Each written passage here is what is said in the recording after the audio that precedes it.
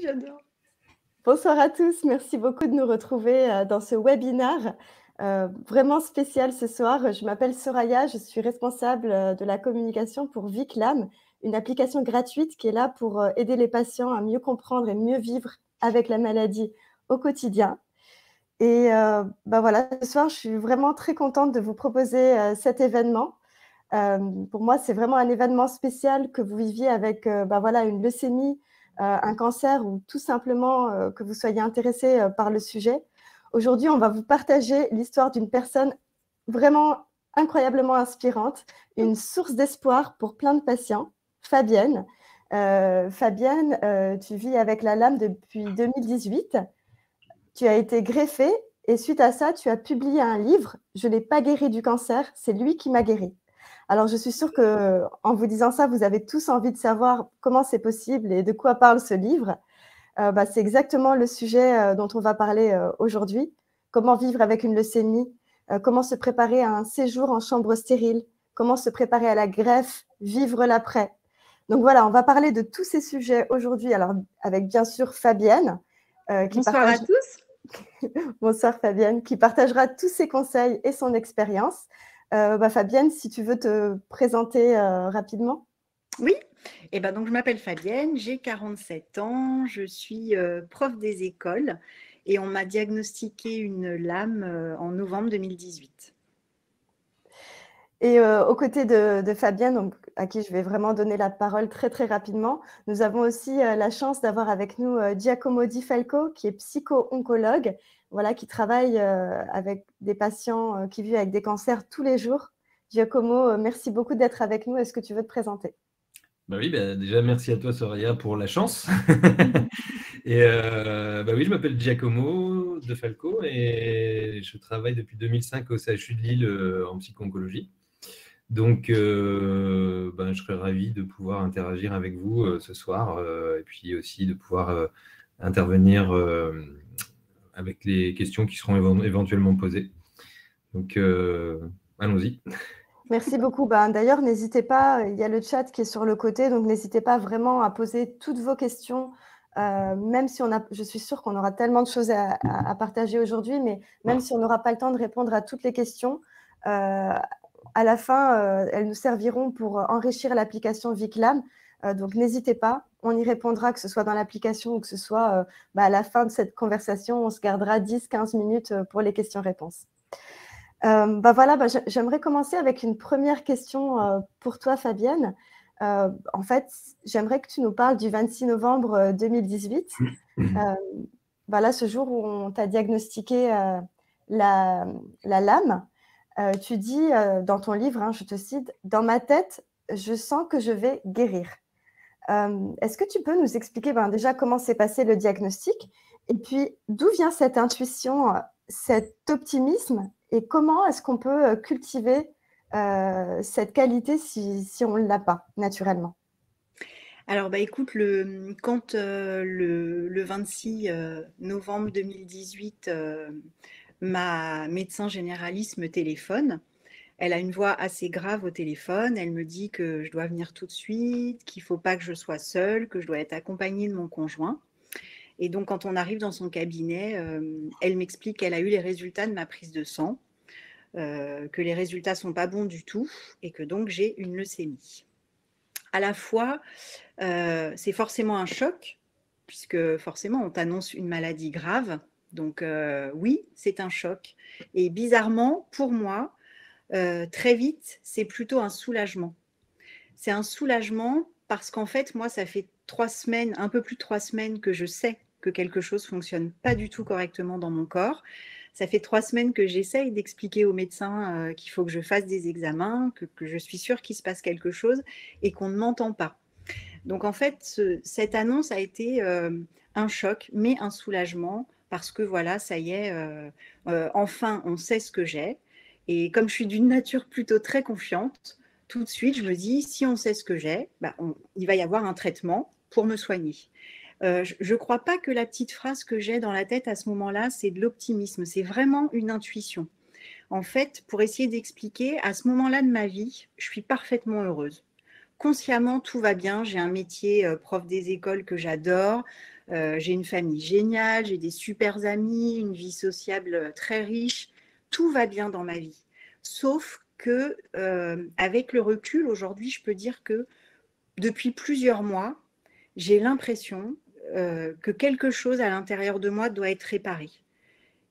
Que quelque chose qui manque quelque chose dans ma vie, et j'arrive pas du tout à cerner quoi. En fait, quand on m'apprend que je suis malade, je peux pas dire que c'est logique pour moi de tomber malade, c'est pas le cas, mais c'est tout de suite dans ma tête, ça résonne comme le moyen que mon corps utilise pour me dire faut faire une pause. Là, tu as besoin de faire un stop dans ta vie, tu as besoin de te recentrer sur toi. Donc très vite, pour moi, c'est une étape. C'est pas une fin en soi. Après, l'optimisme, c'est ce qui va m'aider au cours des traitements à vivre plus sereinement tout ça. Mais au départ, c'est vraiment une pure intuition. L'intuition, c'est vraiment un message que ton corps t'envoie, que tu captes et que tu arrives à comprendre en fait. L'optimisme, bah oui, pour moi, ça se cultive. C'est un peu. Alors moi, je dis toujours, c'est comme si j'étais tombée dans une marmite d'optimisme quand j'étais petite. Donc pour moi, c'est plutôt assez facile. Mais bien sûr que ça se cultive. C'est comme un sport pour moi. On peut s'y entraîner tous les jours, en fait. Merci beaucoup, Fabienne. Et du coup, Giacomo, la question que j'ai envie de poser, c'est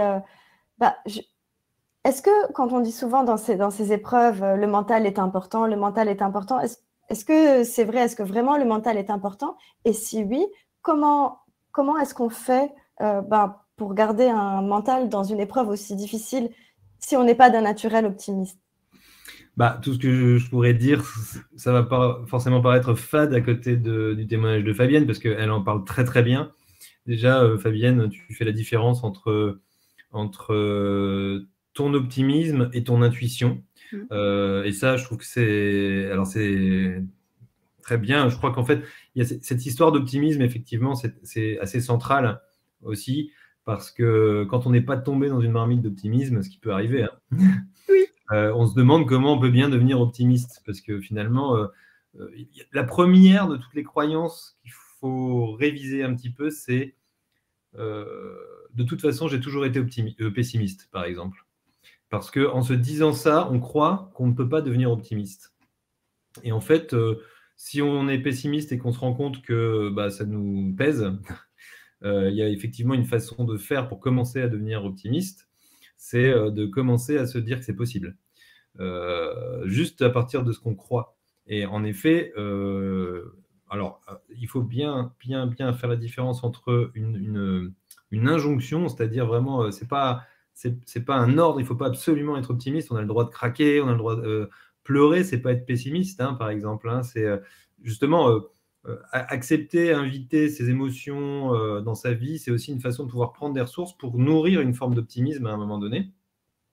Il y a une étude que j'aime beaucoup, dont je te parle assez souvent, Soraya, c'est une étude de 2019 qui montre qu'en effet, c'est très récent, c'est une étude sur PubMed, qui montre qu'en effet,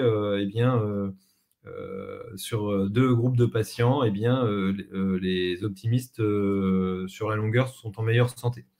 Donc, il y a effectivement quelque chose à faire, mais que tous les pessimistes se rassurent, on a le droit de changer. Et d'ailleurs, c'est une joie de pouvoir changer et de s'autoriser à changer. C'est tout à fait permis. On a le droit de le faire. Et comme dit Fabienne aussi, très bien, de toute façon, je ne fais que de reprendre les mots de Fabienne, elle a tout bien dit, ça se cultive. Ça se cultive, et ça se cultive comment? Ça se cultive en prenant attention à ce qu'on pense. C'est-à-dire que parfois, on a des pensées, on ne se rend même pas compte qu'on les pense, quoi. C'est-à-dire que parfois, vous savez, on a tendance parfois à ne pas être très tendre avec soi-même. Parfois, on s'insulte soi-même.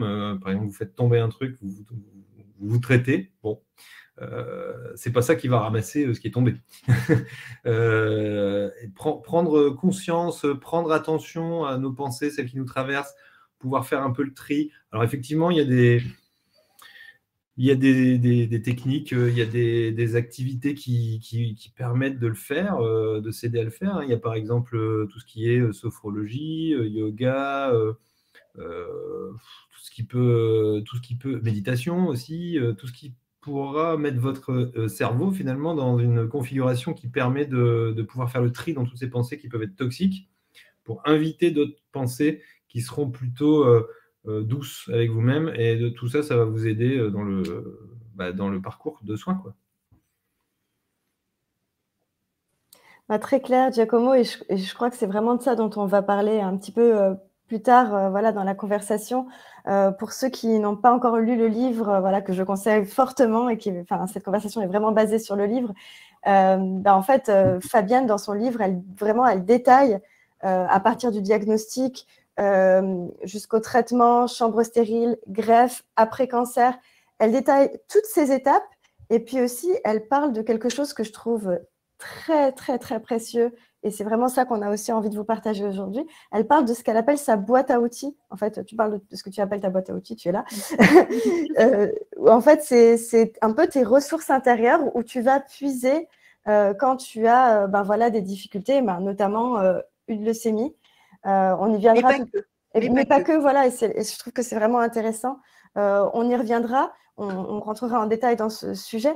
Est-ce qu'on pourrait parler un petit peu, Fabienne, aussi des 5 mois que tu as vécu en hospitalisation, les traitements, la chambre stérile? Est-ce qu'il y a des choses qui t'auraient aidé à mieux vivre ces 5 mois si tu les avais su depuis le début? Est-ce qu'il y a un message que tu souhaiterais faire passer aux gens qui nous regardent et qui sont peut-être à cette étape de leur vie, quelque chose qui pourrait leur être utile? Alors moi, en tout cas, il n'y a rien que je ferais différemment. La seule chose qui m'aurait vraiment aidée, et c'est ce pourquoi j'ai écrit ce livre, c'est d'avoir le parcours de gens qui auraient vécu la même chose que moi et qui iraient bien. Voilà, c'est un petit peu ce qui m'a manqué, c'est ce qui m'a fait ouvrir ce compte sur Instagram, c'est ce qui m'a fait à la fin écrire ce livre, parce que je crois que la clé fondamentale de tout ça, quand on vit ce genre d'éléments, enfin en tout cas d'événements, de maladies, c'est d'abord d'y croire. Envie de guérir, on a tous envie de guérir, ça c'est une évidence, mais par contre y croire, c'est encore autre chose. Donc voilà, c'est vraiment la seule chose peut-être dont j'aurais eu besoin encore un peu plus.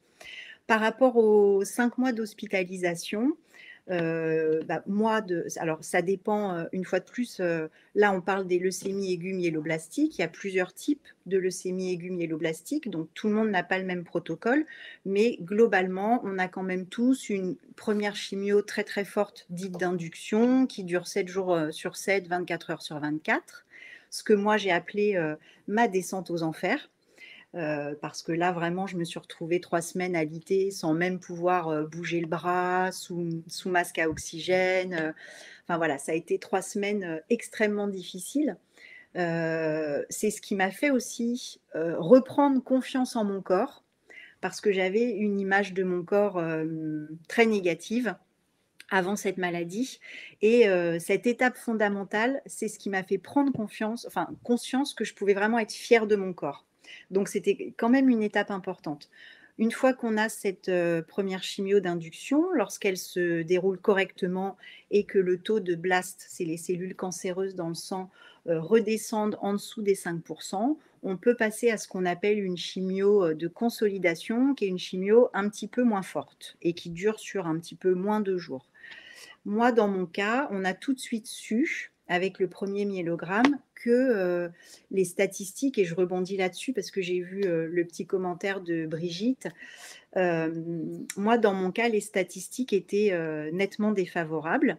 Alors évidemment, les médecins ne me l'ont pas dit tout de suite, et je les en remercie d'ailleurs. Mais en tout cas, ils savaient d'avance que ce ne serait pas possible de me guérir seulement avec la chimiothérapie. Donc très vite, j'ai su que je devrais en passer par une greffe de moelle osseuse, qu'il faudrait interroger le fichier international de donneurs parce que j'étais fille unique et donc il n'y avait personne dans ma famille pour me donner un petit peu de sa moelle. Donc en fait, il y a eu 3 mois d'hospitalisation pour les chimiothérapies. À chaque fois, entre chaque chimio, je rentrais à peu près 15 jours chez moi. Et ensuite, il y a eu l'hospitalisation pour la greffe qui a duré 6 semaines. Voilà, pour tout ce qui est protocole autour de ça. La façon, comment on se prépare à ça? Déjà, on ne s'y prépare pas en fait, parce que contrairement à un cancer solide, quand on a une leucémie aiguë myéloblastique, moi j'ai eu 15 minutes pour faire mon sac, rentrer chez moi et repartir à l'hôpital pour arriver dans une chambre stérile, alors que je ne savais même pas ce qu'était une chambre stérile. Donc on ne peut pas se préparer à quelque chose qui se passe en 15 minutes. On est obligé de faire dans l'urgence à ce moment-là. En revanche, on peut se préparer au protocole qu'on va avoir, puisque le protocole, dès le départ, je sais que je vais avoir 3 chimios, je sais que je vais avoir une greffe de moelle osseuse. Donc après, une fois de plus, et vraiment ça c'est hyper important, et je crois que si les gens qui sont là ce soir doivent retenir une chose, c'est que ce qui a fonctionné pour moi fonctionne pas forcément pour tout le monde, mais en tout cas, il faut chercher, trier, creuser, trouver quels sont ses propres outils. Moi, en tant que prof des écoles, j'ai toujours eu l'habitude, quand j'ai un élève qui est face à un exercice qu'il ne sait pas faire, la première des choses à faire, c'est de segmenter la tâche. Donc, j'ai procédé exactement de la même manière. J'ai segmenté tout mon protocole. C'est-à-dire que j'ai pas, quand j'en étais à ma chimio d'induction, j'en étais à ma chimio d'induction. Mon seul objectif, ce que je me répétais tous les matins, c'est tu descends sous la barre des 5%. Point barre. Je ne pensais pas à ce qui allait se passer dans un mois, encore moins à ma greffe de moelle osseuse. Moi, j'avais besoin de vivre ça vraiment au présent et voilà, de me fixer de petits objectifs et de segmenter ces 5 mois parce que tu arrives dans ta chambre stérile. Déjà, au départ, tu comprends rien du tout de ce qui se passe. On doit t'expliquer les choses. Une greffe de moelle osseuse, moi, je ne savais même pas ce que c'était. Je pensais qu'il fallait que quelqu'un meure pour me donner sa moelle. Enfin, bon, bref, tout un bazar. Donc, c'est comme une énorme montagne devant toi. Et tu ne peux pas appréhender ça en regardant le sommet. En tout cas, moi, je ne sais pas faire ça. Donc, moi, j'avais besoin de me fixer de petites étapes. Et je crois que c'est ce qui peut nous aider. D'accord, donc vraiment segmenter un pied devant l'autre, une chose à la fois, une étape à la fois. Et puis, Fabienne, tu as dit y croire. Ça, c'est vrai. C'est vrai, c'est la clé, enfin, ton optimisme. Et on n'a pas. Tu disais que voilà, toi aussi, les statistiques n'étaient pas très favorables, mais on n'a pas. Tu pourrais peut-être parler aussi des statistiques pour trouver. J'aimais beaucoup quand tu m'as donné cet exemple, un donneur compatible. Une chance sur 1 million. Une chance sur 1 million, et tu en as trouvé combien? 2.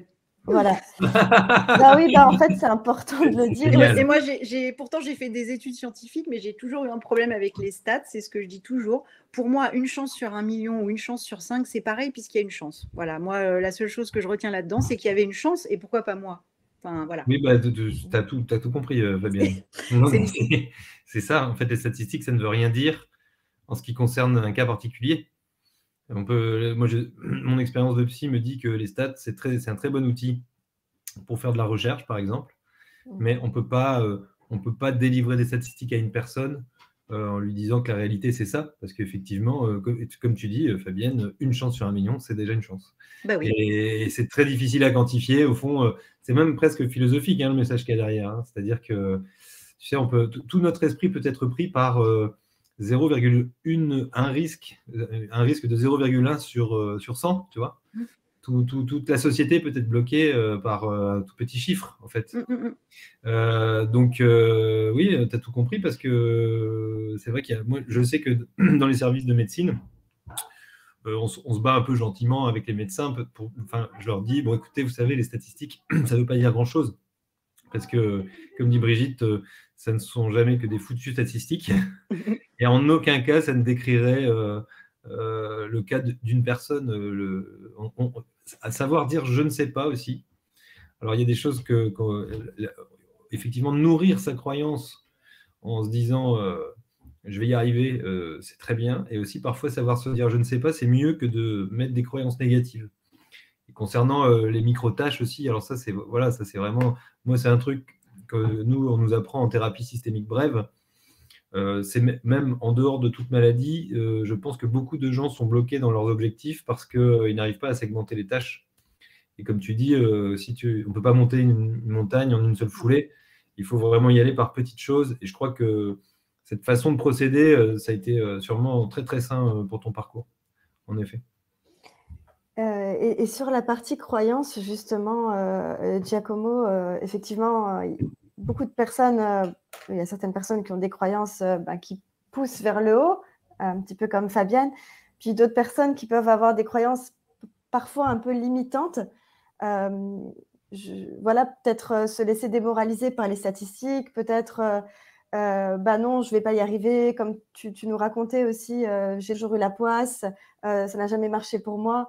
Alors, bien sûr, encore une fois, je vais reposer la question, mais en fait, je crois que c'est vraiment la source du livre de Fabienne, c'est ça aussi. Encore une fois, est-ce qu'on sous-estime le mental? Est-ce qu'il faut travailler le mental? Comment on travaille ses croyances et pourquoi c'est important dans un parcours comme celui qu'a vécu Fabienne? Ce qui est génial avec le titre du livre de Fabienne, c'est qu'il dit tout, en fait, en un titre, dans le sens où, en effet, quand tu prends conscience qu'il n'y a personne qui vient te dire que tu n'y arriveras jamais, que c'est plié d'avance, mais que c'est toi qui te le dis, tu reprends le contrôle de ta vie. Parce que très souvent, on se sent manipulé, entre guillemets, ou en tout cas, on se sent être presque comme une marionnette du destin, etc. Mais en fait, tout passe par ce qu'on pense. Tu sais, il y a cette phrase de Hubert Reeves que j'aime beaucoup, parce qu'il n'est pas psy du tout, il est astrophysicien, mais il résume lui aussi en une seule phrase tout ce qu'est la psychologie, c'est-à-dire le monde prend la forme de ton regard. Voilà. Donc, voilà, cette phrase-là, elle est vraiment très, très forte. J'en parle très souvent avec mes patients parce que en une seule phrase, ils comprennent que c'est eux qui pensent. C'est personne qui pense à leur place. Donc, et sur ça, on peut pas contrôler les événements. À partir du moment où on comprend c'est ce fameux lâcher-prise que moi j'ai mis beaucoup de temps à comprendre, hein, je veux dire, quand on comprend que les événements, les autres, on ne peut pas les contrôler, on fait de la place, on lâche ça, et du coup, on comprend qu'on peut contrôler par contre ce qu'on pense. Et ça fait beaucoup de place pour travailler sur ce qu'on pense et s'entendre penser des fois des choses. On est très très fort pour être notre propre bourreau. Hein. Donc, parfois, on pense des choses, comment je dirais, on s'agresse énormément nous-mêmes, mais cette voix, on l'entend, cette petite voix, on l'entend, il y en a même plusieurs des fois. Mais on a l'impression qu'on n'y peut rien. Mais si, parce qu'en fait, c'est notre pensée, donc c'est nous les capitaines de notre pensée, quoi. Donc on peut changer ça. Comme je disais tout à l'heure, il y a plein de façons de faire, mais par exemple, une des façons de faire les plus que je pratique beaucoup moi-même, c'est faire des exercices pour ne penser à rien. Il vaut mieux ne penser à rien que de penser à des mauvaises choses, finalement. C'est pas toujours facile de penser des choses positives, hein, surtout quand on a eu une annonce du diagnostic qui s'est plus ou moins bien faite, parce que parfois, c'est pas très bien fait. Parfois, les médecins, parce qu'ils savent peut-être pas tout à fait comment le faire, et puis parce que c'est pénible aussi à annoncer, vont vraiment dire quelque chose de très agressif, et puis ou en tout cas qui pourrait être... De toute façon, c'est une rupture, hein, c'est quelque chose qui peut pas être une bonne nouvelle. Hein, donc, à un moment donné, ça vient profondément quand même bouger pas mal de choses. Mais à partir du moment où on arrive à apaiser sa pensée quand c'est possible, c'est déjà pas mal. Par exemple, avec des tâches, tu sais, moi, il y a un truc que j'aime beaucoup aussi, c'est le flow. Je ne sais pas si tu connais, toi, Fabienne. Moi, je pratique le coloriage pour ça, pour penser à rien. Ah bah, j'allais en parler. Parce qu'en fait, le coloriage, tu vois, le colorier des mandalas, par exemple, moi, j'aime beaucoup faire ça aussi. Alors moi, je fais de la musique aussi, alors parfois, ça me met en position de flow. En fait, le flow, F-L-O-W, c'est un état de conscience qui fait qu'on est focalisé sur une seule tâche qui nous procure du plaisir et finalement, où on pense à rien d'autre que ce qu'on est en train de faire, quoi, finalement. La clé, c'est un peu ça. C'est un peu comme pour s'endormir. Je veux dire, il y a un truc qui est très bien connu, c'est compter les moutons, en fait.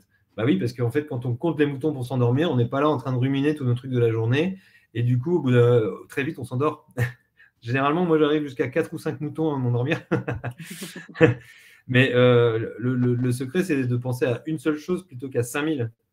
Et si ton esprit est focalisé sur une tâche qui est agréable, parce qu'effectivement, le coloriage, c'est chouette. Puis aujourd'hui, pour 10 € à la Fnac, même pas à 6 €, tu peux trouver des mandalas à colorier, etc. Moi, je trouve que c'est vraiment c'est la transcendance facile. Et c'est vraiment, ça permet vraiment de se focaliser et comment je dirais, d'arrêter un petit peu cette machine infernale qui tourne dans notre tête en permanence, jour et nuit parfois, parce que parfois ça nous empêche même de dormir et on se retrouve en surchauffe. Et la clé, c'est quand même à un moment donné de calmer le jeu. Et là, on s'aperçoit qu'il y a des moments où c'est possible de ne penser à rien. Et ça fait déjà du bien. C'est exactement ça. Moi, je trouve que le monde prend la forme de ton regard, mais c'est exactement ça. Et il faut vraiment pas sous-estimer justement, en fait, le pouvoir du regard qu'on porte sur le monde, du regard qu'on porte sur une situation. Comme tu disais, Giacomo, on ne peut pas contrôler les événements qui se passent. Mais par contre, c'est vrai qu'on a quand même un pouvoir sur comment on va appréhender cette situation. Et Fabienne, dans ton livre, tu expliques vraiment comment justement toi, tu continues Alors, ça ne veut pas dire, et Giacomo, arrête-moi si je me trompe parce que c'est ton métier, mais j'imagine que ça ne veut pas dire qu'il faut nier les émotions négatives, qu'il faut nier le fait que c'est très, très dur comme annonce, que c'est très, très dur comme épreuve, ça ne veut pas dire qu'il faut nier tout ça, mais c'est aussi, tu peux peut-être en parler justement de justement comment on gère émotion négative, angoisse, mais aussi volonté d'y arriver, de traverser une telle épreuve. Juste brièvement, il y a un truc à comprendre au sujet des émotions, c'est que plus on fuit une émotion, et plus elle est intense, quoi, en fait. C'est-à-dire que plus elle fait mal, plus, enfin, je veux dire, il n'y a rien de pire que de fuir sa tristesse, par exemple. Parce que finalement, quand on met tout en place pour suivre cette tristesse en permanence, on est triste tout le temps. Bon, parfois, c'est parce qu'on ne veut pas pleurer devant ses proches, on veut essayer de les protéger un peu de nos émotions, hein, ça arrive quand même assez souvent, mais quand c'est possible de le faire, par exemple, je sais pas, ça peut être avec un psy ou un copain ou une copine, ou il y a plein de... Souvent, c'est en présence de quelqu'un quand même. C'est quand même... alors, on peut pleurer tout seul, hein, mais il y a ce truc d'empathie qui est important, je ne sais pas de quelle manière, mais c'est important d'avoir une présence près de soi pour le faire. Pleurer, surtout, c'est pas une maladie du tout de pleurer, en fait. Au contraire, les angoisses, les peurs aussi, c'est la même chose. C'est-à-dire que ce qui nous rend encore plus angoissés, c'est le fait de fuir nos angoisses en permanence. Quand quelque chose nous fait peur, c'est parce qu'en fait, on ne le rencontre jamais. Parce que quand on le rencontre, on se rend compte que ça ne faisait pas si peur qu'on l'avait imaginé. Parce que notre imagination a tendance à tout amplifier. Il y a un très bon exemple là-dessus, c'est, je ne sais pas si vous avez vu le film Les Dents de la Mer, mais bon, dans Les Dents de la Mer, le requin, en fait, on ne le voit jamais. Et c'est ça qui terrorisait les gens dans les années 80. Parce que d'ailleurs, quand on le voit à la fin, on se rend compte qu'il est hyper mal fait. Il fait beaucoup moins peur que celui qu'on avait imaginé, parce qu'en fait, on voit juste la caméra au fond de l'eau avec la musique, qui est angoissante aussi, mais chacun se fait sa propre image du requin, et forcément la pire. Et c'est comme ça que ça marche un peu les émotions, parce que il faut les vivre. Rien ne vaut l'expérience, hein. Aristote disait on apprend en faisant. Donc ça veut dire qu'il faut qu'on rencontre nos états émotionnels plutôt que de chercher à les fuir. Donc, et souvent, on se dit, oui, mais si je me mets à pleurer, je ne vais plus pouvoir m'arrêter. Soit, dans ce cas-là, et je vous parie qu'à un moment donné, vous allez vous arrêter quand même. Et justement, quand vous aurez arrêté de pleurer, si ça doit durer 1 minute, ça dure 1 minute. Si ça doit durer 10 minutes, ça dure 10 minutes. Mais après ce moment-là, où vous aurez vraiment pleinement vécu vos angoisses, ou enfin, en tout cas, vos émotions, vous vous sentirez beaucoup plus léger, quoi. Parce que tout ça, ça passe par les circuits. En fait, ce qui est génial dans ce que dit Fabienne aussi, c'est qu'on comprend bien ce que peut être la médecine du futur, celle qui fait vraiment le rapport entre le corps et l'esprit, plutôt que de séparer les deux en permanence, et de comprendre qu'un état de conscience, c'est aussi relié à un état corporel, et tout le monde a fait l'expérience d'être angoissé au moins une fois dans sa vie. On sait très bien que quand on est angoissé, on est tendu, très tendu, par exemple. Bon, si on travaille sur ça, on se rend compte que même physiquement, il y a des choses qui s'améliorent. Il y a des douleurs aussi qui s'améliorent quand on... Vous savez, une crampe aussi, par exemple, une crampe, ça fait beaucoup plus mal quand on essaie de la chasser. Parce qu'on est tendu et crispé. Et du coup, laisser venir, c'est quelque chose qui se travaille aussi. Voilà ce que je peux dire à ce sujet. Je suis totalement d'accord avec vous deux sur la médecine du futur. C'est celle qui prend en compte à la fois l'esprit et le corps et le rapport entre les deux. 100%, Ouais. c'est un peu ce qu'on parle quand on dit la santé holistique, l'approche holistique, etc. C'est ça. Mais vraiment, voilà. Et du coup, est-ce que ça veut dire alors je ne sais pas, hein, mais est-ce que ça veut dire que, comme c'était le cas pour Fabienne, et elle va bientôt en expliquer un petit peu plus en détail, mais voilà, quand on a une maladie, un cancer, est-ce que, donc bien sûr, soigner le physique, mais est-ce qu'on doit du coup aussi se pencher sur le mental, l'émotionnel, le psychologique? Je pose la question à tous les deux là, du coup. Parce que je sens que Fabienne a très envie de répondre en fait. Moi, j'en suis complètement convaincue parce que c'est ce que je dis. J'ai jamais voulu. Beaucoup de gens utilisent le champ lexical du combat, de la violence. Ça m'est arrivé aussi, mais j'ai jamais voulu combattre ma maladie puisque un cancer, ni plus ni moins, c'est une défaillance de notre propre système immunitaire. Sinon, on est parfaitement équipé normalement pour pouvoir éloigner les cellules cancéreuses qui arriveraient n'importe où dans le corps. Donc à un moment donné, si le corps ne gère plus, c'est parce que le système immunitaire est défaillant. Et je n'irai pas jusqu'à dire que quelque chose d'émotionnel peut provoquer ça, mais en tout cas, quelque chose d'émotionnel qui est vraiment ancré en nous, d'après moi, va vraiment venir stresser le système immunitaire et l'empêcher de faire son travail correctement. Donc moi, c'est totalement comme ça que j'ai vécu ça et c'est pour ça que j'étais pas du tout dans un sentiment d'injustice parce qu'il y avait à ce moment-là de ma vie une vraie impression, je peux pas dire une chance, je vais quand même pas dire une chance, mais parfois c'est un peu ce que je pense, mais parce qu'à ce moment-là, ça m'a obligée à me dire stop, arrête-toi, comprends ce qui va pas à l'intérieur de toi. Ok, les conséquences de ce qui va pas, ça a donné ça. Très bien. Mais maintenant, cherche pourquoi. Donc, il y a un livre qui, moi, en tout cas, m'a beaucoup parlé, que je conseillerais peut-être à la fin, si tu veux. Mais du coup, moi, j'ai pu à peu près déterminer pourquoi un cancer du sang. J'aurais très bien pu avoir un autre cancer. Pourquoi un cancer du sang? Le sang, c'est quand même ce qui vient oxygéner tout notre corps. C'est complètement vital. C'est un peu une façon de dire « je ne mérite pas de vivre ». Partant de là, moi, à ce moment-là de ma vie, je n'ai pas du tout l'impression que je ne mérite pas de vivre. Hein, au même titre que tout le monde, je me dis, je suis là sur Terre pour faire des choses, je ne vois pas pourquoi je ne mériterais pas de vivre. Et puis après, je m'interroge sur les blessures émotionnelles. Je lis un autre livre qui parle de cette blessure de rejet qu'on a avec le parent du même sexe, en l'occurrence, enfin moi, ma maman. Et moi, ma maman n'a pas pu s'occuper de moi pendant au moins les 6 premiers mois de ma vie. Donc forcément, oui, que le bébé que j'étais s'est senti rejeté. Et quelque part, elle explique que quand on a cette blessure, on se construit, malgré tout l'amour qu'elle a pu me donner après, on se construit avec cette idée qu'on ne mérite pas de vivre en fait. Et voilà, donc pour moi, tout s'est imbriqué. En fait, pour moi, quand j'ai eu cette maladie, c'est comme si d'un coup, on me permettait de rassembler toutes les pièces du puzzle. C'est un peu l'image que je pourrais donner. Ça m'a permis de construire le puzzle de ce que je suis dans mon intégralité, quoi, en quelque sorte. Donc oui, pour moi, là, il faut absolument aller fouiller dans ces blessures émotionnelles. Bon, voilà. Après, c'est une vision tout à fait personnelle. Hein. Mais de toute façon, on ne peut parler que de nos visions personnelles.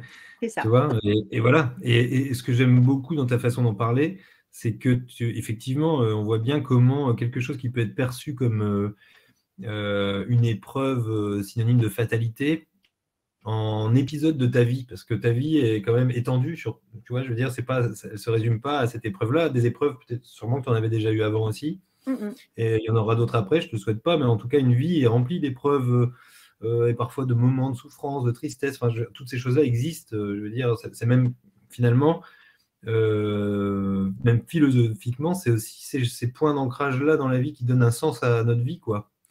Et tu n'oses pas employer le mot chance parce que c'est vrai que ça peut choquer. Oui, c'est choquant de dire ça. Moi, je l'entends assez souvent. Je l'entends assez souvent des gens qui arrivent à un niveau d'acceptation où ils me disent j'ai eu la chance d'avoir cette maladie parce qu'ils sont arrivés après à une autre vie et qui parfois c'est comme une renaissance, quoi. Et comme tu oui. Tu dis, bah oui, pour le coup. Même pas parfois, c'est tout le temps en fait. Tu vois, si tu veux, là, il y a vraiment un truc qui se passe à un moment où je me rends bien compte que il y a une lucidité qui vient, tu vois, je travaille assez souvent avec des patients experts comme toi, et je me rends bien compte qu'on a ça en commun, de pouvoir se parler avec sincérité, tu vois, tu vas moins te prendre la tête pour des choses, tu vas, je sais pas, enfin, j'ai l'impression dans ta façon de parler que finalement, tu n'es plus obligé de te demander si les autres vont aimer ce que tu dis ou pas, quoi. En fait, Oui. voilà. Et ça fait beaucoup de place. Et en fait, tu vois, dans cette vision holistique dont on parlait tout à l'heure, en effet, quand il y a un cancer qui se déclenche à un moment donné, bah, il y a le physiologique, mais il y a plein de facteurs qu'on ignore encore beaucoup. Il y a peut-être effectivement un déclencheur, peut-être émotionnel, peut-être. Et puis il y a l'environnement, il y a le corps, il y a plein de choses. Il y a plein de choses. C'est pas juste un truc à un moment donné sur lequel on met le focus, tu vois. C'est un tas de choses. Donc effectivement, prendre tout cela en compte, à mon avis, même si ça semble immense, je pense que c'est pas une mauvaise idée. Eh En tout ben, cas, ouais, tu en parles très très bien, Fabienne, hein. ouais, oui, Fabienne, elle est très claire sur ça. Oui. Et du coup, si vous êtes d'accord, on va passer un peu à la partie où justement, Fabienne, alors je ne sais pas si c'est exactement ça, mais en tout cas, tu partages avec nous tes outils pour déjà pour affronter l'épreuve, mais c'est aussi, ou n'importe quelle épreuve, c'est aussi un peu en fait comment toi tu as réussi, entre guillemets, bien sûr, je m'excuse pour les guillemets, à profiter de cette situation justement où tu étais malade, où tu n'étais pas bien, pour aller guérir des blessures très profondes, émotionnelles, etc. Donc on va rentrer justement dans cette partie. Et là, dans ton livre, tu cites Platon justement. Tu dis on ne peut pas guérir la partie soignée sans soigner le tout. Donc c'est ce qu'on disait, toute l'approche holistique. Pour soigner le corps et l'esprit, il faut commencer par soigner l'âme. Et donc voilà, exactement, c'est ce que tu disais. Et donc là, tu proposes une boîte à outils un peu en 3 étapes. Première étape, guérison de l'esprit. Deuxième étape, guérison du corps. Et troisième étape, guérison du cœur. Alors bien sûr, tous ces outils, bien sûr, ne se substituent absolument pas au traitement des médecins. Non, d'ailleurs, j'allais le dire, hein. Oui, bien sûr. Je le dis, mais je suis sûre que tu vas le répéter et que tout le monde va le répéter. Ça, c'est un peu ce qu'on peut faire en tant que patient pour un peu ne pas subir, pour devenir un peu acteur de sa maladie et pour essayer aussi de contribuer à son parcours de soins. C'est voilà, tu me dis Oui, si je t'explique pas bien. En fait, il y a déjà quelque chose qui est très clair pour nous, c'est qu'en France, on a un système médical performant. Enfin, je veux dire, on a des médecins renommés, on a des traitements, on a tout ce qu'il faut dans notre pays. Donc, bien évidemment que la médecine, c'est le pilier sur lequel il faut s'appuyer. Mais d'après moi, les médecins, en tout cas dans notre pays, cherchent à guérir la maladie, pas forcément le malade. Et moi, ce que j'ai eu envie de faire, c'est de ne pas rester statique dans tout ça. Il y a à un moment donné une obligation de lâcher prise parce qu'on est prise en charge dans un protocole et que bon, on n'a pas beaucoup de choses à dire par rapport à ça. Mais en revanche, on peut nous guérir le malade qu'on est. Voilà, c'est ce qui, moi, m'a motivée. Et avant d'avoir été malade, évidemment que j'ai eu aussi des choses compliquées parfois à vivre dans ma vie. Et je savais déjà quels étaient les outils que moi, je pouvais utiliser. Voilà. J'avais conscience de certains outils. Et ensuite, je savais qu'à chaque fois qu'un événement compliqué arrive dans la vie, eh ben, on se retrouve face au fait où il va falloir développer d'autres outils aussi. Donc, je savais que j'avais quelques outils à ma disposition, mais que je devais encore travailler, chercher, creuser pour trouver encore d'autres choses. Et c'est comme ça que vraiment je me suis rendu compte que j'avais travaillé sur moi-même autour de ces 3 axes. Alors du coup, quand on parle guérison de l'esprit, pour moi, c'est vraiment tout ce qui a trait au fonctionnement de notre cerveau, que Giacomo expliquera bien mieux que moi, que j'ai essayé de vulgariser un petit peu dans mon livre, mais ce n'est pas forcément simple. Et la première des choses, d'après moi, mais on l'a dit juste avant, c'est vraiment accepter les émotions qui nous traversent, quelles qu'elles soient. Et personnellement, j'ai peu pleuré pendant cette maladie, ça m'est arrivé 2 fois. mais peu importe. J'ai pas ressenti de colère, pas de sentiment d'injustice, mais peu importe. Chacun ressent ce qu'il a à ressentir. Et pour moi, l'étape fondamentale, c'est déjà de nommer ce qu'on ressent. Parfois, on peut être en colère et même pas s'en rendre compte. La tristesse, c'est plus simple parce qu'en général, tu te mets à pleurer, mais parfois, tu t'empêches de pleurer. Donc, pour moi, c'est important quand une émotion arrive qu'on la nomme. Mais quitte à la dire à voix haute, hein, quitte à dire aujourd'hui, je suis triste. Ah bah oui, je suis triste, mais en même temps, j'ai des raisons d'être triste quand même vu ce qui m'arrive. Donc, c'est accepter ces émotions, les laisser nous traverser, mettre un nom dessus parce qu'à force, plus on fait ça, comme tu as expliqué tout à l'heure, plus on fait ça, plus l'émotion, elle passe. Sinon, elle reste. Une fois qu'on a fait ça, c'est se dire, OK, je vais avoir pendant ces longs mois de traitement beaucoup d'émotions différentes. Certaines qui vont être plus compliquées que d'autres. Mais par contre, moi, je peux agir. Moi, je peux essayer d'entraîner justement mon cerveau à avoir des pensées positives. Alors pour ça, il y a plein de méthodes différentes, mais moi, j'utilise très très souvent, et pas seulement pendant ma maladie, la visualisation, ça c'est quelque chose qui chez moi fonctionne énormément. C'est très facile pour moi. Par exemple, quand j'étais dans ma chambre stérile enfermée dans 15 mètres carrés, ce que je faisais tous les jours, c'était fermer les yeux et m'imaginer dans la forêt qui est à côté de chez moi. Parce que moi, la forêt, voilà, c'est l'endroit où je me sens le mieux, c'est les énergies qui me correspondent, bon voilà, peu importe. Mais visualiser, c'est pas juste fermer les yeux et se dire je suis dans ma forêt. Non, visualiser, c'est vraiment utiliser tous nos sens. Essayer de sentir l'odeur du champignon qui est en train de pousser, sentir le vent qui nous frôle, voir une biche derrière un arbre, enfin voilà, etc. C'est essayer de mettre énormément de détails de visualisation dans son cerveau parce qu'à un moment donné, le cerveau, quand il visualise ça, pour lui, il est dans la forêt en fait. Et ça permet tout de suite de déstresser. Moi, par exemple, on m'a souvent parlé de méditation. Bizarrement, c'est pas quelque chose qui me correspond.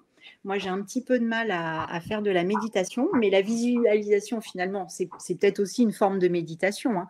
En tout cas, moi, j'ai besoin de visualiser avec beaucoup de détails. J'utilise aussi beaucoup ce que moi j'appelle la méthode du pivot, mais enfin, je ne sais pas très bien si c'est un peu le verre vide et le verre plein. Tu vois, quand tu es dans ta chambre stérile, tu as deux solutions. Soit tu considères que tu es enfermé, mais du coup, tu es dans une énergie très négative. Soit au contraire, tu considères que tu n'es pas dans une prison, tu es dans un cocon, tu es dans quelque chose qui te protège. Si on t'a mis là, c'est parce que si tu sors, c'est dangereux pour toi. C'est l'inverse, en fait. Donc, pour moi, ce que moi j'appelle la méthode de pivot, c'est essayer de prendre du recul et d'inverser la situation. C'est comme une pièce, hein, ta pile, ta face, ta jour, ta nuit. Quand tu as une situation, tu as un côté et tu as l'autre. Tu peux toujours trouver l'inverse en fait d'une situation. Donc ça fonctionnait bien pour moi. Autre chose qui a très bien fonctionné, c'était la musique. Moi, la musique me touche profondément. J'écoute toutes sortes de musique, mais quand je devais faire du vélo alors que j'étais fatiguée, une musique un peu punchy, tout de suite, ça me motive. Quand j'ai besoin de calme, une musique avec des bruits de la nature, ça m'apaise. Voilà, donc moi, j'ai beaucoup utilisé la musique. Après, le coloriage, comme on disait, parce que c'était quelque chose qui me permettait de stopper mes pensées quand c'était plus possible pour moi de les gérer de manière sereine. Et puis pour le cerveau, la dernière chose que j'ai utilisée, c'est ce que j'appelle la force de l'intention, parce que je suis persuadée que quand tu diriges ton intention vers quelque chose, énergétiquement quelque chose se produit et ça finit par arriver. Ça, c'est une de mes croyances. Quand je dis je suis guérie, j'envoie le message à l'univers, à qui tu veux, que je suis guérie. Et je crée autour de moi une sorte de champ énergétique qui reflète ce que je pense. Comme tu disais tout à l'heure, Giacomo, ce que je dis, c'est ma réalité en fait. Donc je crée ma réalité. Je n'accepte pas qu'on m'impose ma réalité, je la crée. Voilà. Donc ça, c'est pour l'esprit. Alors, attends, oui, je t'arrête. On va juste rebondir sur l'esprit avant de passer aux deux autres parties. C'était hyper intéressant. Donc, juste pour voilà, résumer un petit peu les outils qui fonctionnent pour Fabienne, pour apaiser son esprit, pour, entre guillemets, guérir l'esprit dans une période compliquée. Donc, tu as parlé de la visualisation. N'hésite pas, Fabienne, s'il y a je sais pas, des outils de visualisation qui t'ont aidé, peut-être des vidéos, peut-être des méditations de visualisation, parce que je sais qu'il y en a aussi. Là, j'ai tout fait dans ma tête. Là, oui, dans ta tête. Juste, alors voilà. Sinon, visualisation, le fait d'essayer de retourner un peu la situation. Comment tu fais ça? Tu peux nous expliquer comment tu fais ça? Comment je fais ça? J'ai beaucoup pris l'habitude pendant ma maladie de prendre du recul sur moi-même. En fait, la maladie, elle m'a permis de me recentrer sur moi-même, mais en même temps, parfois de me dédoubler. Et le seul avantage qu'on a dans la maladie, c'est qu'on a du temps. Alors nous, encore plus en chambre stérile, puisqu'on passe des journées entières dans une chambre sans pas pouvoir faire grand-chose, en fait. Donc du coup, ça permet, à partir du moment où tu as du temps, de t'arrêter. Tu te dis, tu regardes la porte de ta chambre, tu te dis, oh là là, mais mon Dieu, je suis enfermée, voilà. Et en fait, dès que tu te dis ça, à chaque fois que tu penses quelque chose, que tu dis quelque chose, je m'arrête. Je m'arrête et je dis, pourquoi tu dis ça? Ah bah oui, tu dis ça parce qu'effectivement, tu es vraiment enfermé dans une chambre, c'est comme une prison. Ok. Mais maintenant, pourquoi? Enfin, quel est l'inverse? L'inverse, c'est que je sois à l'extérieur, que je sois libre. Ah bah oui, mais là, en ce moment, le fait d'être libre à l'extérieur, c'est ça qui est dangereux pour toi. Donc, il y a énormément d'auto-analyse, en fait, pour arriver à ça. Voilà. Après, il y a des gens qui vont avoir besoin de passer par des aides justement psychologiques pour arriver jusqu'à ces étapes. Alors, non pas que j'en aurais pas eu besoin, mais en fait, moi, j'ai toujours eu l'impression que je fonctionne mieux quand je me chuchote moi-même les idées, en fait. Mais ça, c'est voilà, ça c'est ma Pas du tout façon. une obligation. C'est pas du tout une obligation, hein, c'est ma clair. façon de fonctionner. Mais quand on se sent embourbé dans ses pensées, je pense que là, ce qu'il faut faire, c'est justement pouvoir en parler à quelqu'un d'autre pour que cette personne aiguille et justement aide à prendre ce recul sur les situations. D'accord. Très, très clair. Merci. Merci beaucoup, Fabienne. Là, on est en train de beaucoup parler donc, de l'esprit, voilà, apaiser l'esprit, etc. Giacomo, est-ce que tu pourrais nous expliquer comment est fait le cerveau et en quoi vraiment travailler la visualisation, la musique, l'intention? Alors là, c'est les choses forcément qui fonctionnent pour Fabienne, hein, mais chacun ses petits outils personnels. Donc, j'invite aussi tout le monde à aller se poser la question de c'est quoi les choses qui fonctionnent pour moi, et si on ne sait pas, peut-être essayer en fait. Tester, c'est ça. C'est ça, tester. Mais moi, j'avais vraiment envie, Giacomo, que tu parles de comment est fait voilà, le cerveau, le côté reptilien, limbique, néonortex, pour qu'on puisse voir vraiment la corrélation entre tout ça. Après, le côté technique, ce n'est pas ce qui sera le plus intéressant. Je pense que ce qui est intéressant, c'est surtout de se dire que, par exemple, Fabienne, dans son histoire de vie, elle a appris ça toute seule. Parce que c'était ses expériences qui l'ont amenée à avoir cette pensée-là à un moment. Parfois, ce n'est pas le cas, et comme tu dis, quand on est embourbé dans des pensées, savoir accepter une main tendue, c'est très bien. Mais pour en revenir sur l'aspect neuro, quand même, la visualisation, effectivement, ça fait partie aussi de la médecine du futur. Là, Brigitte, tout à l'heure, parlait d'auto-hypnose. Elle disait dans le chat qu'elle avait fait de l'auto-hypnose. Bon, dans l'auto-hypnose, il y a aussi de la visualisation, en effet. Et Charcot, au sujet de l'hypnose, il y a 150 ans, hein, Jean-Martin Charcot disait « Imaginer, c'est comme faire » pour le cerveau. Et c'est vrai, on sait aujourd'hui que c'est vrai, 150 ans plus tard, parce qu'aujourd'hui, on sait, grâce aux explorations fonctionnelles dans les IRM, etc., que si je te demande de manger une fraise et que j'observe ton activité cérébrale au monitoring, je vais voir des zones de ton cerveau qui s'allument. Et puis, si je te demande de revenir le lendemain et que je te demande d'imaginer que tu es en train de manger une fraise, là, moi, au monitoring, je ne vais pas faire la différence. Je vais voir les mêmes zones qui s'allument. Donc ça, c'est presque magique ce que ça veut dire. Ça veut dire qu'en effet, imaginer, c'est comme faire, et que ton cerveau, quand tu t'imagines que tu es dans la forêt, eh bien, en fait, tu voyages. En fait, ton esprit, où est ton existence, c'est là où est ton esprit, en fait, d'une certaine façon. Parce que tu peux être enfermé dans un cocon stérile et en même temps faire un voyage extraordinaire. Et certaines personnes comprennent ça toutes seules. D'autres personnes ont besoin d'être un petit peu guidées là-dedans. pour initier en tout cas le mouvement. Et après, une fois qu'elles ont compris comment ça fonctionne, en fait, c'est pas compliqué à comprendre, hein. Il faut juste se laisser aller. Il faut juste se dire qu'en fait, c'est pas juste une divagation, que en fait, quand tu penses à des bonnes choses et que tu t'imagines, par exemple, dans cette forêt, où tu prends un bon moment dans cette forêt, et que plus tu t'imagines les détails, en plus, en effet, et plus c'est précis, et plus ça a un effet, eh bien, ça a réellement un effet très positif sur ton cerveau. Et ça s'explique, par exemple, neurologiquement, par une sécrétion de sérotonine, d'ocytocine, qui sont des hormones qui vont faciliter, qui sont anxiolytiques déjà, par exemple. Donc, il vaut mieux imaginer qu'on est dans une forêt plutôt que de prendre du Prozac. Enfin, on peut aussi s'aider de Prozac quand c'est nécessaire, mais si on peut faire ça et que ça marche, c'est très bien. Et ça remet le doigt aussi sur quelque chose d'important, c'est que quand, au contraire, nos voyages de l'esprit vont vers des contrées qui sont un peu torturées, eh bien là aussi, imaginer, c'est comme faire. Et c'est pour ça que je rebondis sur ce que tu disais au sujet de l'intention. Ça aussi, c'est quelque chose qui n'est pas juste une croyance. C'est quelque chose qu'on commence à comprendre un petit peu. La façon dont moi je me l'explique, c'est que devant nous, il y a toujours un point d'interrogation. En fait, il y a ce qu'on appelle le champ des possibles. Tu sais, en physique quantique, on appelle ça le champ des possibles. C'est-à-dire que tout est possible.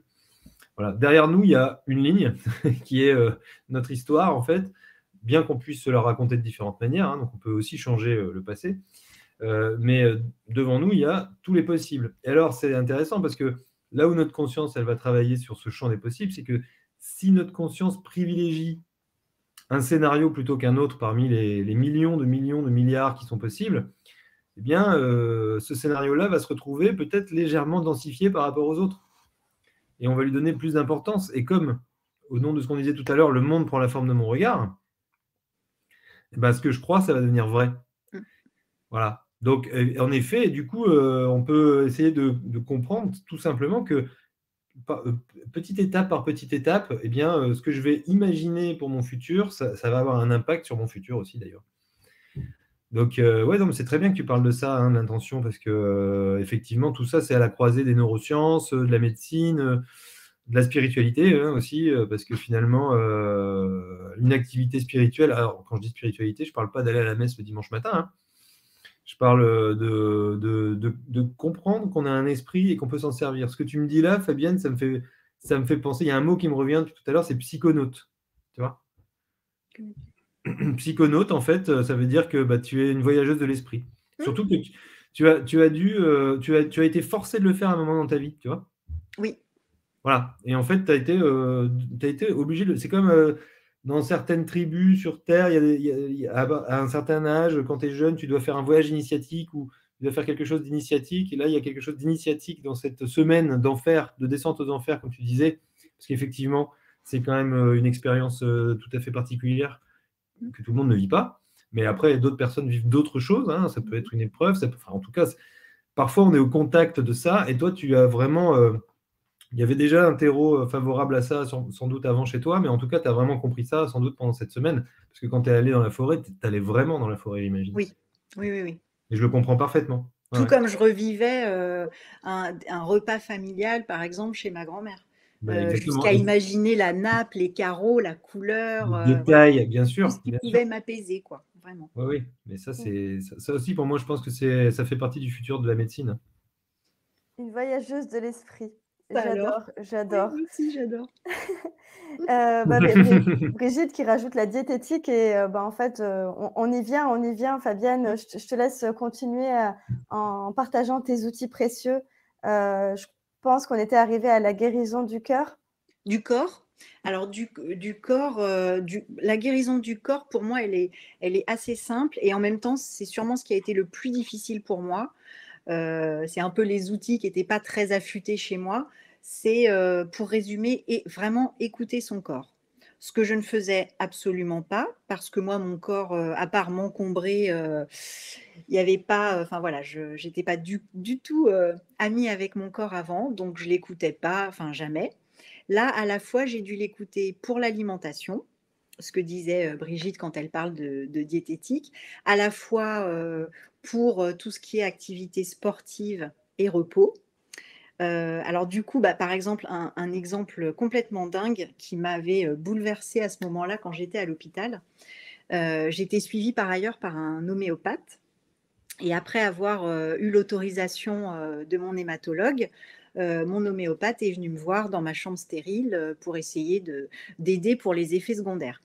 Et en fait, je lui dis, docteur, je ne comprends pas du tout mon corps. Moi, avant ma maladie, j'avais une intolérance au lait de vache. Donc, je ne prenais quasiment aucun produit laitier. Et là, je me retrouvais en chambre stérile à boire des bols de lait toute la journée. Alors déjà, ce qui était dingue, parce que mon corps le supportait. Et enfin, pour moi, c'était pas du tout normal tout ça. Et puis, je mangeais plein de clémentines.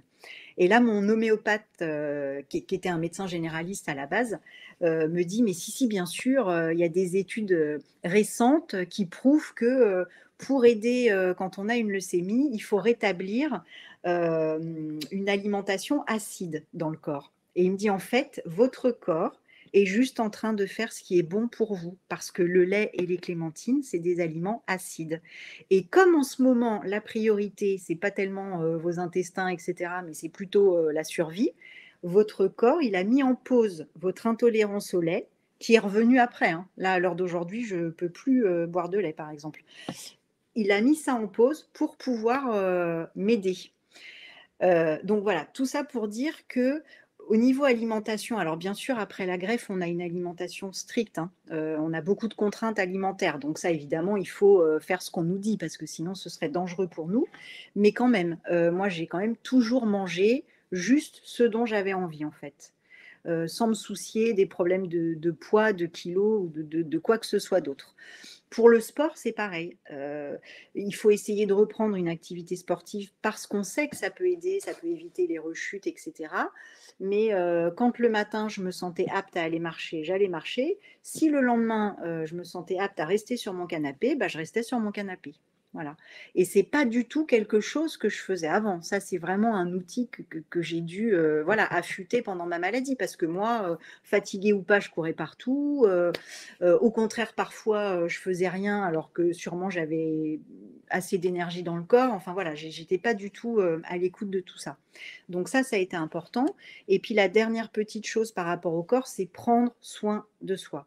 Parce que c'est tellement difficile, l'image physique qu'on a de son corps. Alors c'est vrai que nous, il n'y a pas d'opération visible, de cicatrices ou de choses comme ça, mais néanmoins, on perd quand même nos cheveux, on a le pack, enfin bon bref, on a plein de choses pas très très chouettes. Quand on se regarde dans le miroir, on est fatigué, on a des cernes, etc. Donc il faut absolument passer par-dessus ça et agir avec son corps comme si c'était notre meilleur ami, quoi. Lui faire des câlins, tu vois, c'est ça un peu l'idée. Donc, moi, j'utilisais une gamme de cosmétiques vraiment appropriée au traitement en chimiothérapie. J'allais de temps en temps, quand je rentrais chez moi, faire un petit massage chez mon esthéticienne, mais elle prenait bien soin de, par exemple, ne masser que les mains, que les pieds, enfin, ce qui était possible. Voilà. Mais en tout cas, il faut faire des cadeaux à son corps. Il faut prendre soin de soi. Soin de soi. Oui, c'est ça. C'est dur à dire. Voilà. Tout ce que je peux dire pour le corps, déjà. Et alors, Giacomo, je ne sais pas si tu as envie d'ajouter quelque chose. Juste une remarque, en fait, je comprends mieux maintenant aussi pourquoi tu étais une psychonaute. Parce que tu avais oublié que tu avais un corps. C'est ça. Ah oui. Tu étais un pur esprit, tu vois ce que je veux dire? C'est ça. J'avais oublié pourquoi j'étais sur Terre, moi, avec quel véhicule. Non, mais c'est très intéressant, ouais, parce que... mais du coup, tu as dû quand même réapprendre à écouter. Et c'est vrai que c'est très bien parce que moi, je le vois bien aussi dans les parcours des patients. Il y en a qui, d'un seul coup, ils n'aimaient pas tel aliment, ils vont se mettre à en manger, ils demandent pourquoi. Il y en a parfois qui vont naturellement, spontanément, arrêter de manger du sucre, par exemple. Bon, alors ça, bon, tu vois, faut pas en parler parce que je veux dire, le sucre et le cancer, c'est de la théorie du complot. Mais enfin, quand même, il y a des gens qui, spontanément, arrêtent de manger du sucle, quoi. Donc, bon, voilà. Alors, c'est moi, pas non, mais chez tout le monde. Hein. Oui, c'est ça. Dis-moi pas du tout. Le chocolat, c'est une catastrophe, mais voilà. Mais non, mais tu vois, encore une fois, savoir t'écouter, c'est aussi, à mon avis, ça a aussi été un moment de te dire de quoi moi j'ai vraiment envie, en fait. Et je vais pas suivre les conseils de quelqu'un. En fait, tu peux suivre tes propres conseils intérieurs d'une certaine façon. Tu es vraiment l'experte de ta maladie et donc du coup de ce que tu ressens. Et puis là, d'avoir l'appui de mon homéopathe qui a quand même fait médecine, qui est un vrai médecin, etc. Et qui me dit, mais bien sûr, c'est logique. Ah bon? Ben oui. C'est logique. Bien sûr, par exemple, par rapport à l'homéopathie, justement, je sais que beaucoup de médecins décrivent l'homéopathie, mais moi, je suis bien obligé d'avouer qu'il y a des patients à qui ça fait extrêmement de bien, que, tu vois, comment dirais-je, tout ne marche pas avec tout. L'hypnose, c'est pareil, ça ne marche pas avec tout, rien ne marche avec tout. Des fois, tu as mal au crâne, tu prends un Doliprane, tu as encore mal au crâne après. Ouais. Donc, il faut juste savoir ce qui marche avec toi. Donc, par exemple, il y a des gens qui vont dire oui, moi, l'homéopathie, ça ne marche pas du tout. Avec vous, ça ne marche pas du tout. Mais moi, je vois des gens qui ont plus de nausées grâce à l'homéopathie, par exemple. L'acupuncture aussi, des fois. Enfin, tu vois, il y a vraiment tout un tas. Ça, c'est ce qu'on appelle des soins de support, hein, finalement. Hein. Il y a un tas de choses qui sont possibles pour pouvoir améliorer sa qualité de vie, que ce soit lors du traitement avec des effets secondaires, mais aussi par rapport à la maladie, etc. Et surtout pour essayer d'adoucir un peu ce chemin-là, hein, qui est quand même pas toujours tendre hein, quand même avec nous. Non. Voilà. Mais il y a des façons de faire quand même hein, pour essayer de l'adoucir. Et tu en parles très bien encore. Hein. Tu sais de quoi tu parles. Non, mais 100% d'accord avec vous deux. On est juste un petit peu déjà 2 minutes hors du temps. Mais je me suis dit que c'était une conversation que je n'avais pas forcément trop envie d'écourter énormément parce que c'était très intéressant et que je pense que ça allait toujours. Donc, j'aimerais beaucoup, Fabienne, que tu partages les derniers éléments qui sont quand même pas des moindres et qui parlent de la guérison du cœur. Tu peux peut-être partager quels étaient les outils qui ont fonctionné pour toi et peut-être aussi expliquer du coup qu'est-ce que tu voulais dire par là, par le cancer m'a guéri. Et ensuite, on dépassera un peu. C'est pas grave si jamais vous avez des questions. Oui, parce que j'ai vu qu'il y avait une question. Ouais, si jamais on prendra 1 ou 2 questions à la fin quand même. D'accord. Même si on dépasse. Donc, alors, la guérison du cœur, c'est un peu ce dont on a parlé tout à l'heure. Pour moi, c'est aller chercher quelles sont les blessures émotionnelles qui ont pu, à un moment donné, faire que notre système immunitaire est plus au top de sa capacité, en fait. Et alors, moi, ce qui m'a vraiment aidé là-dedans, déjà, moi, j'avais la chance qu'on ne m'a jamais caché ce qui s'était passé les premiers mois de ma vie. Donc, forcément, j'avais connaissance de certaines choses parce qu'après, en plus, si tu n'as pas connaissance de tout ça, c'est un peu compliqué. Mais l'outil fondamental pour moi, c'est la lecture.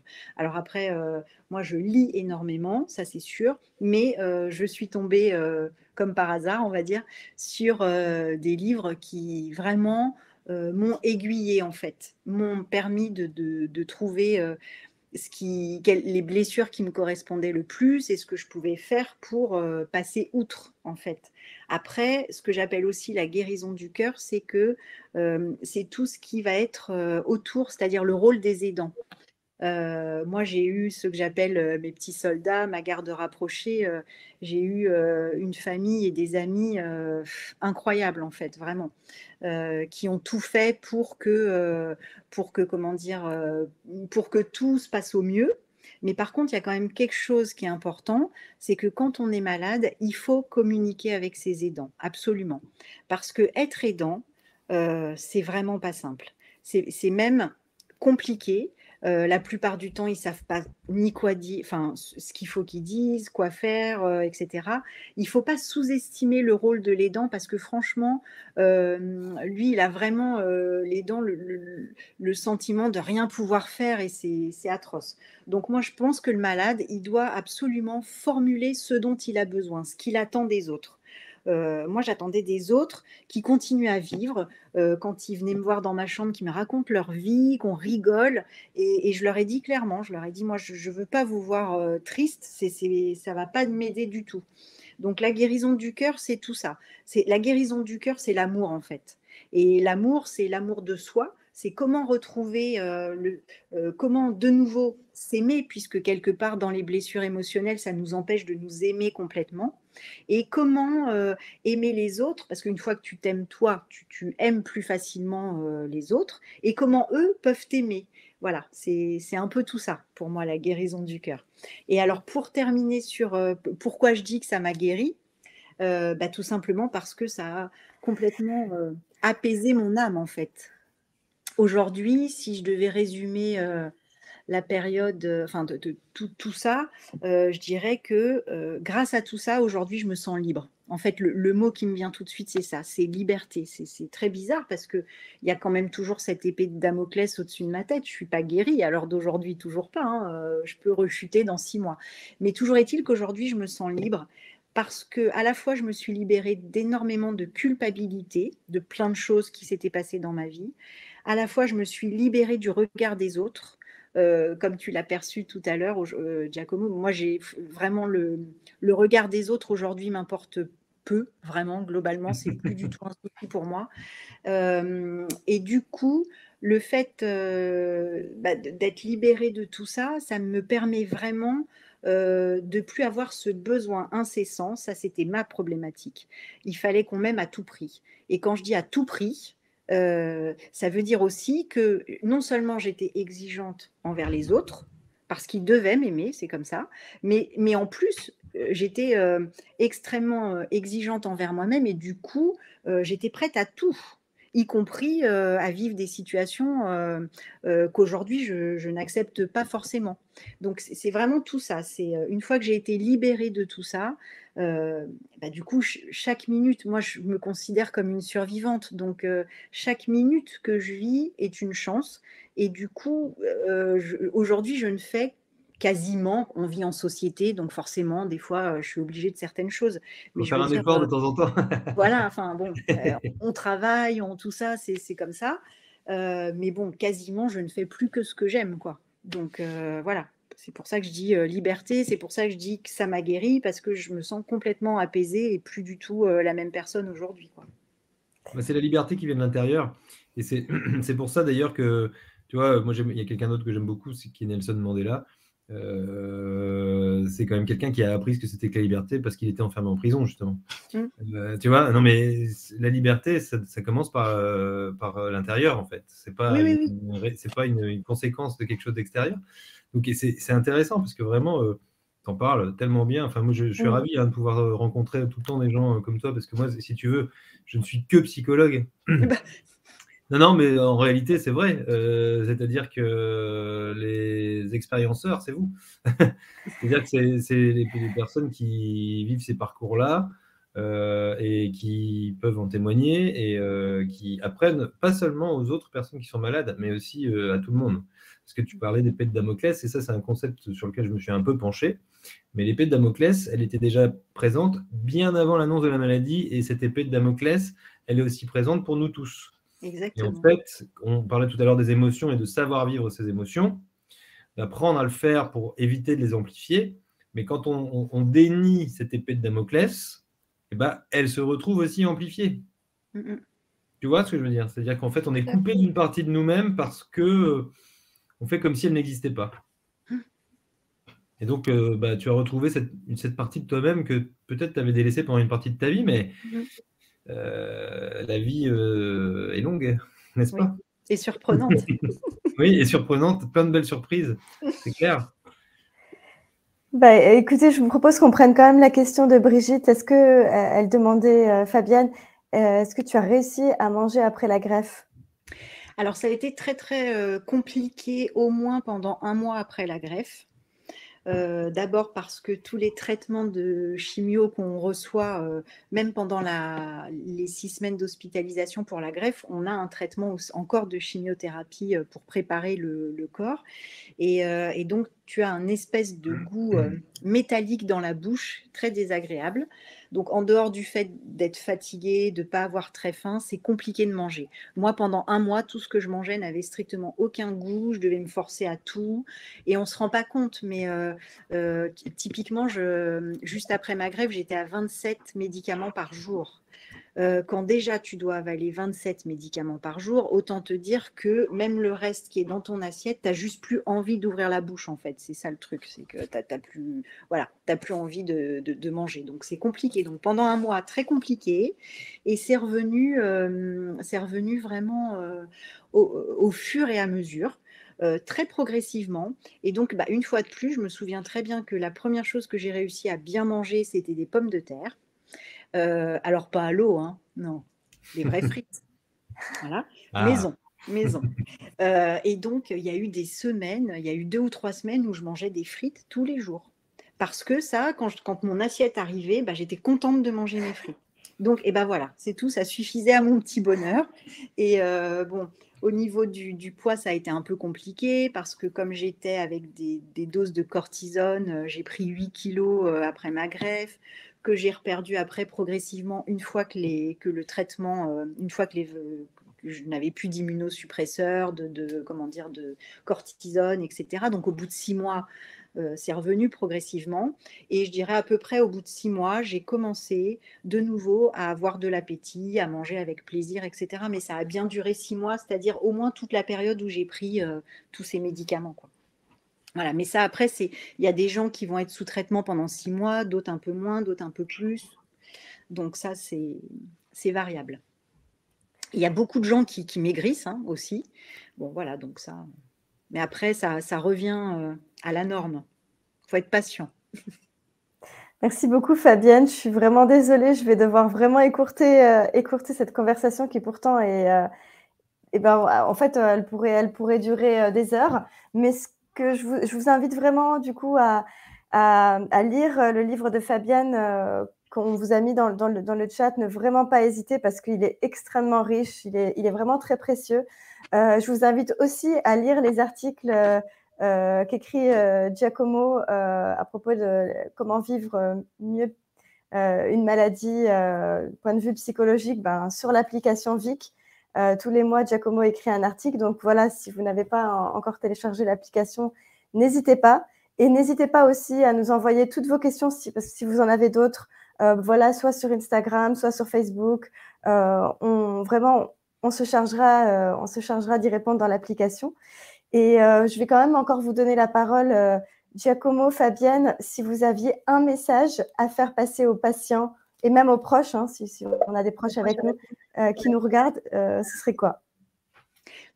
Moi, je dirais tout simplement déjà, il faut y croire parce que c'est possible. Parce que plein de gens l'ont fait avant vous, donc c'est possible. Et à partir du moment où on y croit, faites votre part du travail. Les médecins font la leur. Faites-leur confiance. Soyez bien entourés, communiquez et ça va bien se passer. Et alors, par contre, j'avais préparé ma petite liste de livres. Peut-être que je te la redonnerai pour ceux qui... Non, on peut. Alors vraiment, n'hésite pas à les partager dans le chat. Ah d'accord, je peux même après oui, vas-y. Je pense que ça peut être précieux pour beaucoup de personnes, donc on va pas s'en priver. N'hésite pas à le faire maintenant, le temps qu'on fasse la petite conclusion. Oui. De mon côté, ça va dans le même sens que Fabienne, c'est-à-dire que prendre soin de ses croyances, dans le sens où croire en soi, écouter ses intuitions, essayer de ne pas se dévaloriser, être tendre avec soi-même. Tout ça, c'est effectivement des outils qui vont servir pendant ce parcours-là. Et j'aimerais bien conclure avec une phrase de Mark Twain. Tu sais, moi, j'aime bien les petites phrases. Mark Twain, c'est celui qui a écrit Tom Sawyer, que peut-être tout le monde connaît. Et dans Tom Sawyer, il y a une phrase qui dit « Ils ignoraient que c'était impossible, alors ils l'ont fait ».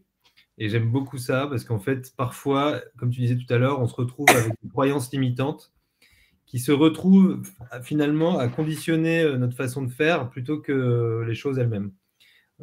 Parfois, c'est bien de ne pas se poser trop de questions et puis d'y aller étape par étape, comme Fabienne disait qu'elle faisait tout à l'heure.